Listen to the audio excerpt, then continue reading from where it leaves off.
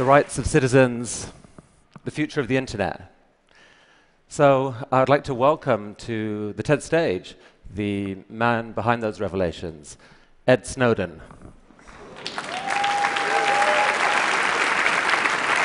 Ed is in a remote location somewhere in Russia, controlling this bot from his laptop, so he can see what the bot can see.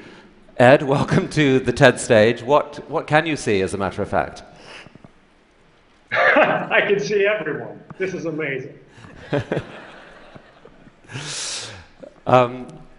Ed, some questions for you. You've been called many things in the last few months. You've been called a whistleblower, a traitor, a hero. What words would you describe yourself with? You know, everybody who's involved with this debate has been struggling over me and my personality and how to describe me. But when I think about it, this isn't the question that we should be struggling with. Who I am really doesn't matter at all. If I'm the worst person in the world, you can hate me and move on. What really matters here are the issues. What really matters here is the kind of government we want, the kind of internet we want, the kind of relationship between people and societies. And that's what I'm hoping the debate will move towards, and we've seen that increasing over time. If I had to describe myself, I wouldn't use words like hero, I wouldn't use patriot, and I wouldn't use traitor. I'd say I'm an American and I'm a citizen, just like everyone else. So just to give some context for those who don't know the whole story, This time a year ago, you were stationed in Hawaii, working as a consultant to the NSA. You had, as a sysadmin, you had access to their systems. And you began revealing certain classified documents to some hand-picked journalists, leading the way to June's revelations. Now, what propelled you to do this? You know,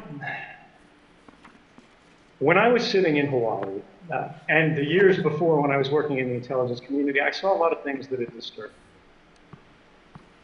We do a lot of good things in the intelligence community, things that need to be done and things that help everyone.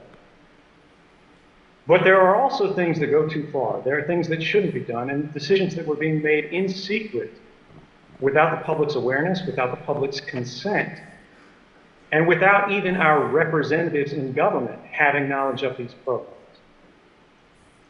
When I really came to struggle with these issues, I thought to myself, how can I do this in the most responsible way that maximizes the public benefit while minimizing the risks?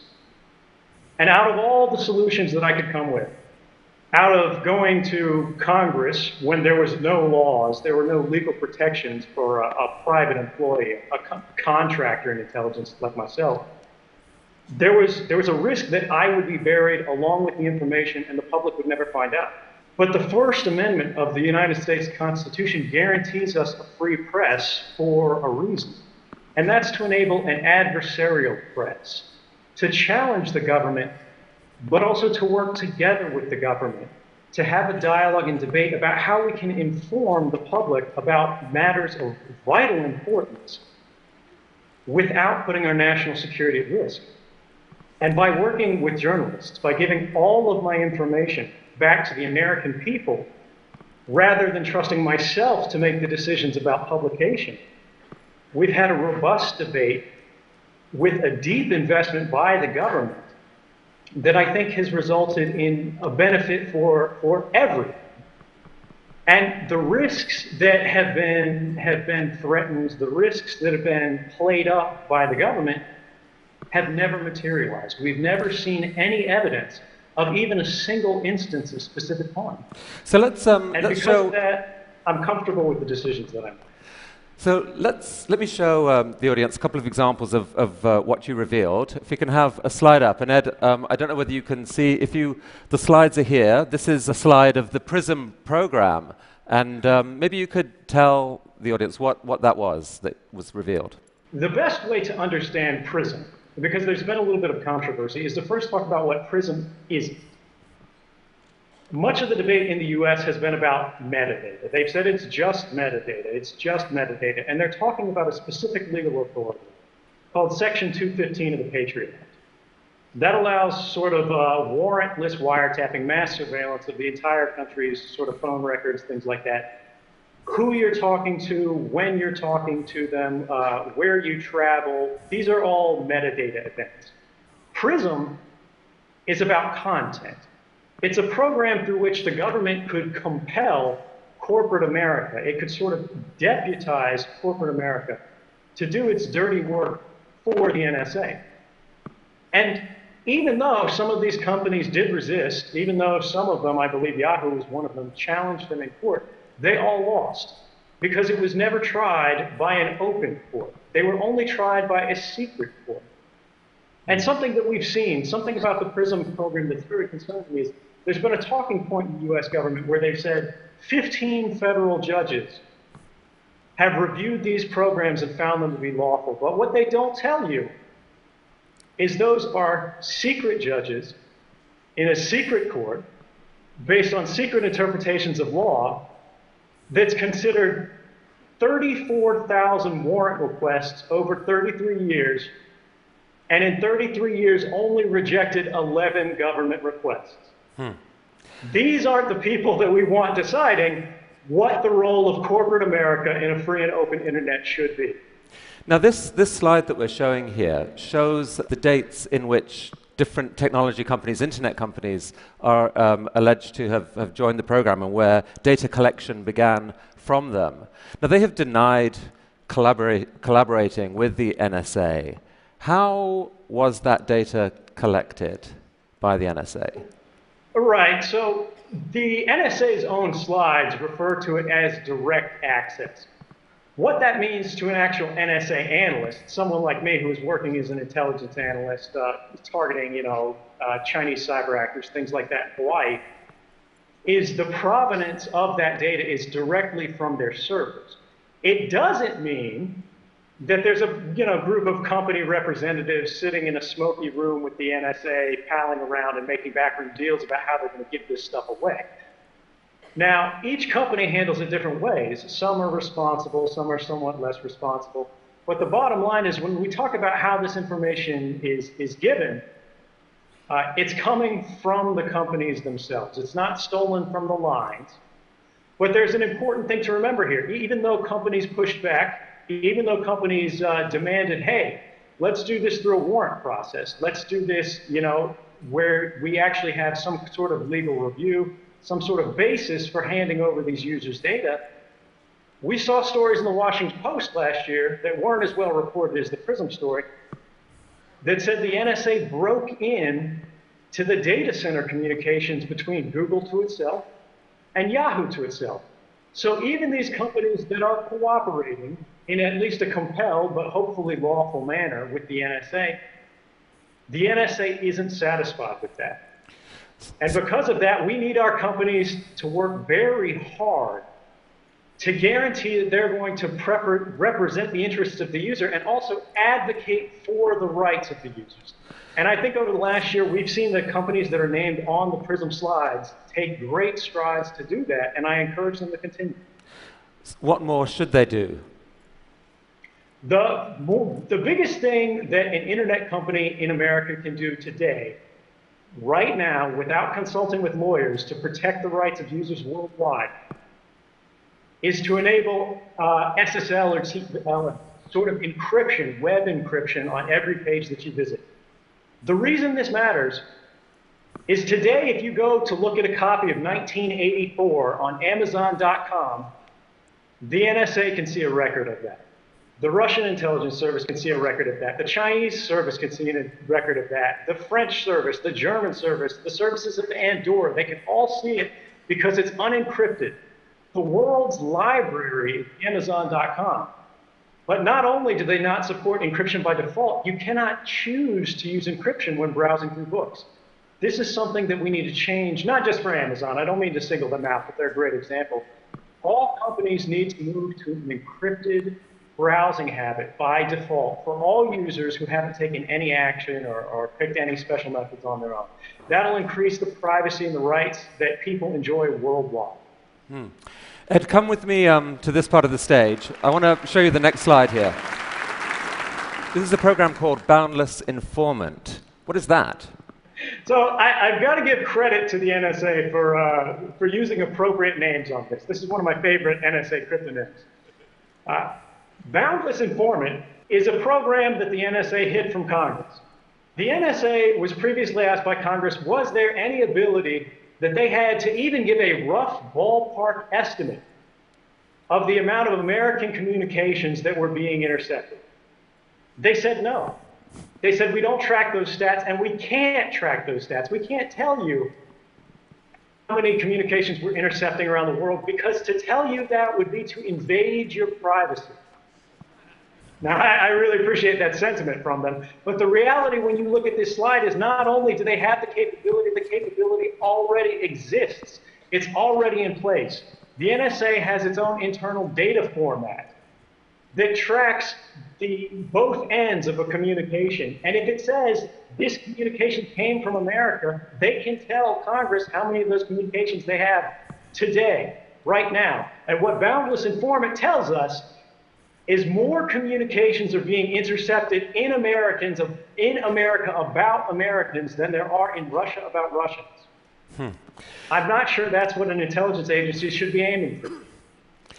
Ed, there was a story broken in the Washington Post, again from your data. The headline says, NSA broke privacy rules thousands of times per year. Tell us about that. We also heard in congressional testimony last year, it was an amazing thing for someone like me who came from the NSA and who's seen the actual internal documents, knows what's in them, to see officials testifying under oath that there have been no abuses, that there have been no violations of the NSA's rules, when we knew this story was coming. But what's especially interesting about this, about the fact that the NSA has violated their own rules, their own laws, thousands of times in a single year, including one event by itself, one event out of those 2,776, that affected more than 3,000 people. In another event, they intercepted all the calls in Washington, D.C. by accident. What's amazing about this report that didn't get that much attention, is the fact that not only were there 2,776 abuses, the chairman of the Senate Intelligence Committee, Dianne Feinstein, had not seen this report until the Washington Post contacted her asking for comment on the report.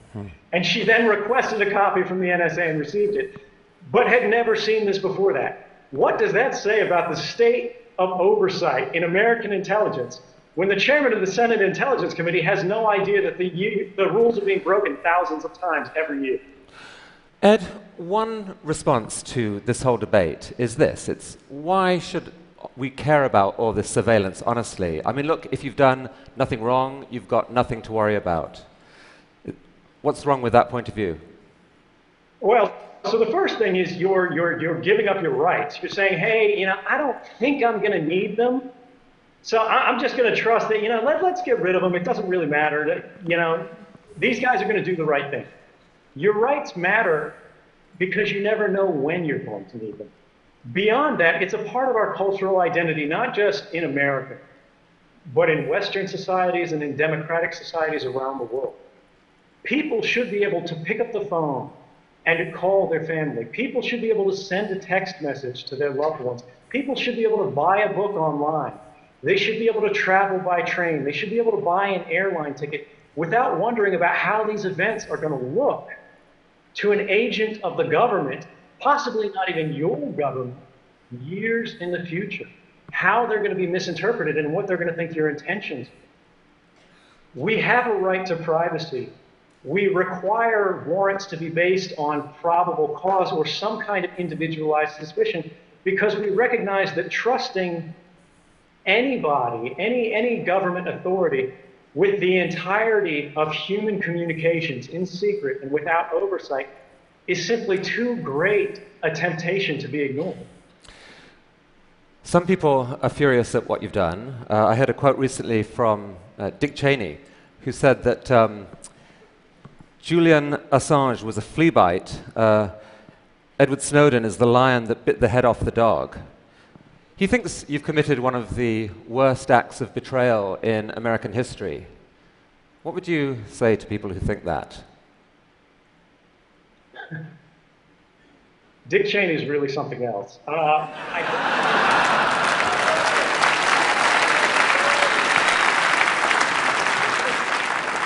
Thank you.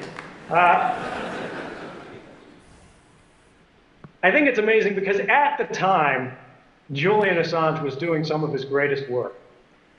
Dick Cheney was saying he was going to end governments worldwide. The skies were going to ignite and the seas were going to boil off. And now he's saying it's a flea bite. So we should be suspicious about the same sort of overblown claims of damage to national security from these kind of officials. But let's assume that these people really believe this. I would argue that they have kind of a narrow conception of national security. The prerogatives of people like Dick Cheney do not keep the nation safe. The public interest is not always the same as the national interest. Going to war with people who are not our enemy in places that are not a threat doesn't make us safe. And that applies whether it's in Iraq or on the internet. The internet is not the enemy. Our economy is not the enemy. American businesses, Chinese businesses, and any other company out there is a part of our society. It's a part of our interconnected world. There are ties of fraternity that bond us together. And if we destroy these bonds by undermining the standards, the security, the manner of behavior that nations and citizens all around the world expect us to abide by. But it's alleged that you've stolen 1.7 million documents. It seems only a few hundred of them have been shared with journalists so far. Are there more revelations to come? There are absolutely more revelations to come. I don't think there's any question that some of the most important reporting to be done is yet to come. Well, let me come here, because I want to ask you about this particular revelation. Come and take a look at this. I mean, this is a story which I think for a lot of the techies in this room is the single most shocking thing that they have heard in the last few months. It's about a program called Bull Run. Could you explain what that is? So Bull Run, and this is again where we've got to thank the NSA for their candor. This is a program named after a Civil War battle. The British counterpart is called Edgehill, which is a UK Civil War battle. And the reason that I believe they're named this way is because they target our own infrastructure. They're programs through which the NSA intentionally misleads corporate partners. They tell corporate partners that these are safe standards. They say, hey, we need to work with you to secure your systems. But in reality, they're giving bad advice to these companies that makes them degrade the security of their services. They're building in backdoors that not only the NSA can exploit, but anyone else who has time and money to research and find it can then use to let themselves into the world's communications. And this is really dangerous because if we lose a single standard, if we lose the trust of something like SSL, which was specifically targeted by the Bull Run program, we will live in a less safe world overall. We won't be able to access our banks, and we won't be able to access commerce without worrying about people monitoring those communications and subverting them for their own. And do those same decisions also potentially open America up to cyber attack from other sources? Absolutely.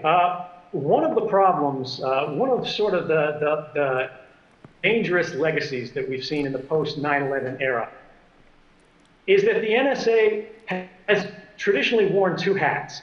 They've been in charge of offensive operations, that is hacking, but they've also been in charge of defensive operations. And traditionally, they've always prioritized defense over offense, based on the principle that American secrets are simply worth more.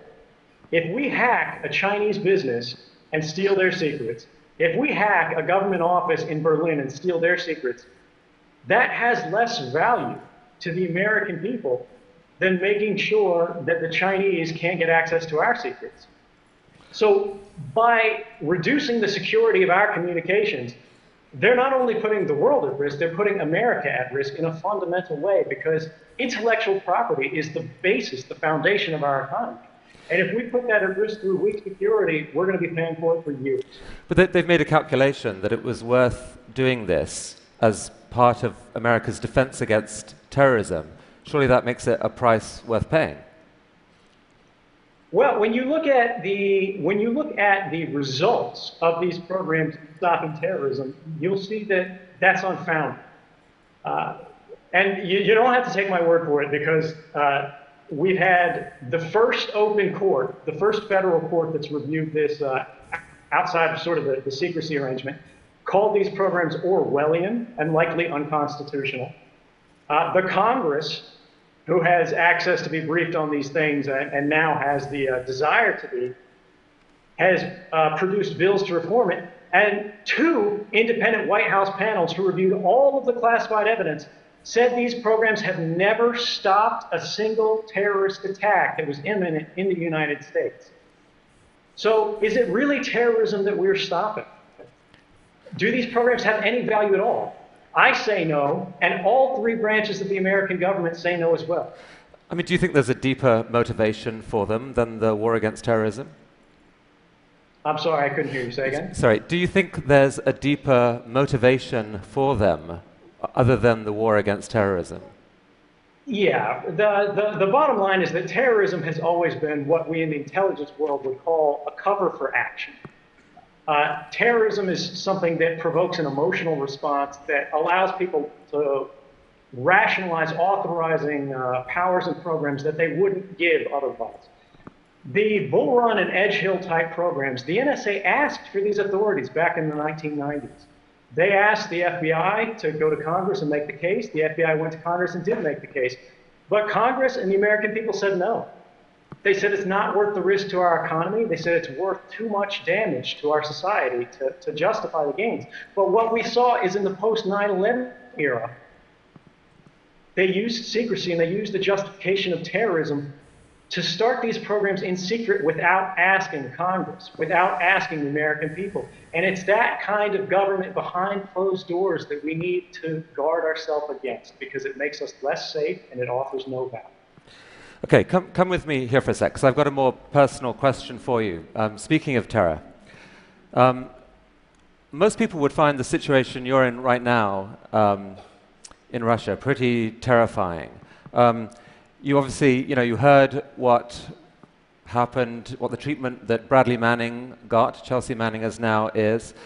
And there was a story in BuzzFeed saying that there are people in the intelligence community who want you dead. How are you coping with this? How are you coping with the fear? It's no mystery that there are governments out there that want to see me dead. I've made clear again and again and again that I go to sleep every morning thinking about what I can do for the American people. I don't want to harm my government. I want to help my government.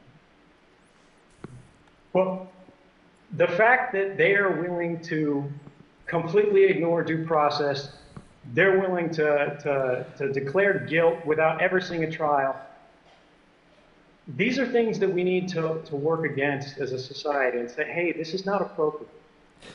We shouldn't be threatening dissidents. We shouldn't be criminalizing journalists. And whatever part I can do to see that end, I'm happy to do despite the risks.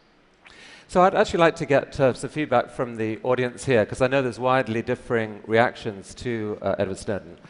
Suppose you had the following 2 choices, right? You could view what he did as fundamentally a reckless act that has endangered America, or you viewed it as fundamentally a heroic act that will work towards America and the world's long-term good. Those are the two choices I'll give you. I'm curious to see who's willing to vote with the first of those, that this was a reckless act. There are some hands going up, some hands going up. It's hard to put your hand up when the man is standing right here, but I see them. I can see you. And who goes with the second choice, the fundamentally heroic act? And I think it's true to say that there are a lot of people who didn't show a hand, and I think are still thinking this through. Because it seems to me that the debate around you doesn't split along traditional political lines. It's not left to right. It's not really about pro-government, libertarian, or not just that. Part of it is almost a generational issue. You're part of a generation that grew up with the internet, and it seems as if you become offended at almost a visceral level when you see something done that you think will harm the internet. I mean, is there some truth to that? It is. You know, I think it's very true. This is not a left or right issue. You know, our basic freedoms, and when I say our, I don't just mean Americans, I mean people around the world. It's not a partisan issue. These are things that all people believe in. And it's up to all of us to protect them. And to people who have seen and enjoyed a free and open internet, it's up to us to preserve that liberty for the next generation to enjoy. And if we don't change things, if we don't stand up to make the changes we need to do to keep the internet safe, not just for us, but for everyone, we're going to lose that. And that would be a tremendous loss, not just for us, but for the world. Well, I have heard similar language recently from the founder of the World Wide Web, who I actually think is with us, Sir Tim Berners-Lee. Tim, would you like to come up and say, do we have a microphone for Tim? Tim, good to see you. Come up there. Which camp are you in, by the way? Traitor, hero? I have a theory on this. I've given much longer answers to that question, but hero, if I have to make the choice between the two. And Ed, I think you've read the proposal that Sir Tim's talked about a new Magna Carta to take back the internet. Is that something that makes sense? Absolutely. I mean, my generation, I grew up not just thinking about the internet, but I grew up in the internet. And although I never expected to have the chance to defend it in such a direct and practical manner, and to sort of embody it in this unusual, almost avatar manner, I think there's something poetic about the fact that one of the sons of the internet has actually become close to the internet as a result of their political expression. And I believe that a Magna Carta for the internet is exactly what we need. We need to encode our values, not just in writing, but in the structure of the internet. And it's something that I invite everyone in the audience, not just here in Vancouver, but around the world, to join and participate in. Do you have a question for Ed? Well, it's the two questions, a general question. Ed, can you still hear us? Yes, I can hear you. Yeah. Okay. Oh, he's back. Somebody, the wiretap on your line got interfered with it for a moment. It's a little bit of an NSA problem. So from the 25 years, sort of stepping back and thinking, what would you think would be the best that we could achieve from all the discussions that we have about the web we want? You know, when we think about in terms of how far we can go, I think that's a question that's really only limited by what we're willing to put into it. I think the internet that we've enjoyed in the past has been exactly what we as a not just a nation, but as a people around the world need. And by cooperating, by engaging not just the technical parts of society, but as you said, the users, the people around the world who contribute through the internet, through social media, who just check the weather, who rely on it every day as a part of their life, to champion that.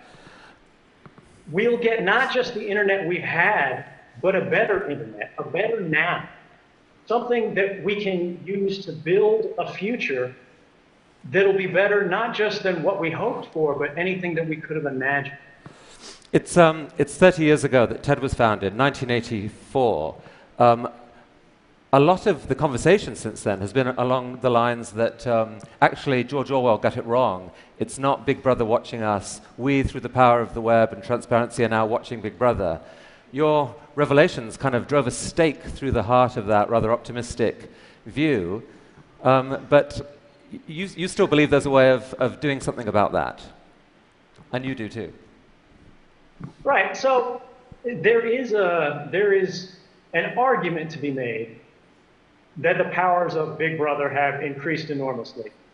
There was a recent legal article at Yale that established something called the Bankston-Soltani principle, which is that our expectation of privacy is violated when the capabilities of government surveillance have become cheaper by an order of magnitude. And each time that occurs, we need to revisit and rebalance our privacy problem. Now, that hasn't happened since the government's surveillance powers have increased by several magnitude, and that's why we're in the problem that we're in today. But there is still hope, because the power of individuals have also been increased by technology. I am living proof that an individual can go head-to-head against the most powerful adversaries and the most powerful intelligence agencies around the world and win. And I think that's something that we need to take hope from, and we need to build on to make it accessible not just to technical experts, but to ordinary citizens around the world. Journalism is not a crime. Communication is not a crime. And we should not be monitored in our everyday activities. I'm not quite sure how you shake the hand of a bot, but I imagine it's that'll come very soon. This is the hand right here. Nice to meet you, and I hope my beam looks as nice as my view of you guys does. Thank you, right. Thank you, Tim.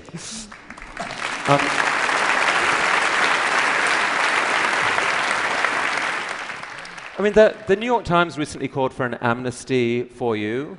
Would you welcome the chance to come back to America?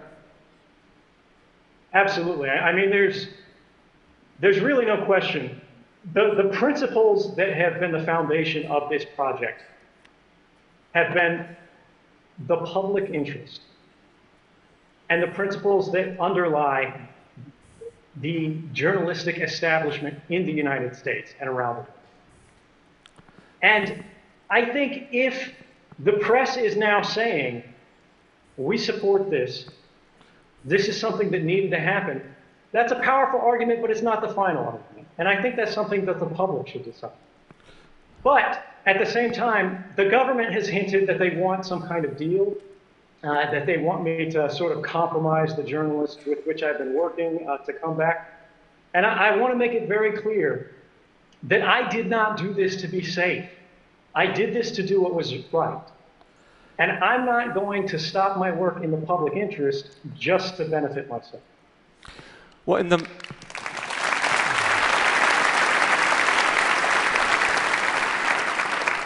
the meantime, courtesy of the internet and this technology, you're here back in North America, not quite the US, Canada, in this form. I'm curious, I mean, how does that feel?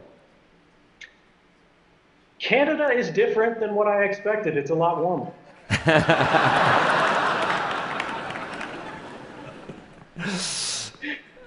The mission is ideas worth spreading. If you could encapsulate it in a single idea, what is your idea worth spreading right now at this moment? I would say the last year has been a reminder that democracy may die behind closed doors, but we as individuals are born behind those same closed doors. And we don't have to give up our privacy to have good government.